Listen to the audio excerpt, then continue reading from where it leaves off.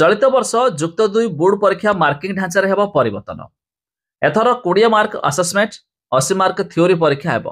ता छड़ा 100 मार्क रु 24 मार्क रखिले छात्र छात्री हेबे पास। एने सीएचएससी पक्षरु जारी हला बड़ निष्पत्ति।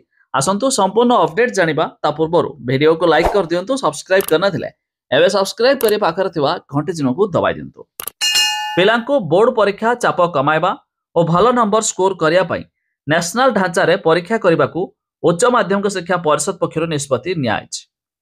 पूर्वरु मार्किंग ढांचा पई योग्य होइथिले मध्य पिला माने बोर्ड रे भलो नंबर रखि पारु नथिले। एणु पिलांको सुविधा पई नुआ ढांचारे चलित थर मार्क दियाजिवो। प्रथम थर पई बोर्ड परीक्षा रे असेसमेंट परीक्षा देबे जुक्त 2 छात्र छात्री। 20 मार्क रे देबे असेसमेंट परीक्षा। उभय असेसमेंट और थ्योरी परीक्षा को मिसाई 100 मार्क रो परीक्षा देबे सेमाने।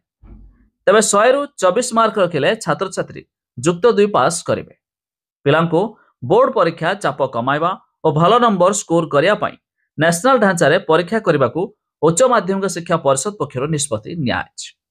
ते पूर्वरु मार्किंग ढांचा पई योग्य होइथिले मध्य पिला माने बोर्ड रे भलो नंबर रखि पारु नथिले। हेले एथर परीक्षा मार्किंग ढांचारे हराइछि परिवर्तन।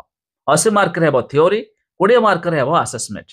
ता छड़ा छात्र छात्री माने 100 मार्क रु 24 मार्क रखिले हेबे पास।